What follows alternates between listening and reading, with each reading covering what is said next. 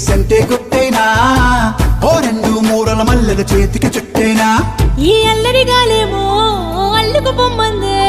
మాటలతోటి కాలక్షేపం మానేమంటుంది అబ్బబ్బా కబడ్డీ కబడ్డీ అంటూ కూతకు వచ్చేనా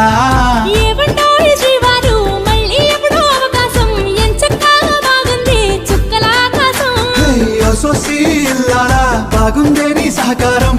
ముద్దులతో సరిపెద్దాం నీకు నాకు మధ్యన దూరం గోదారి గట్టు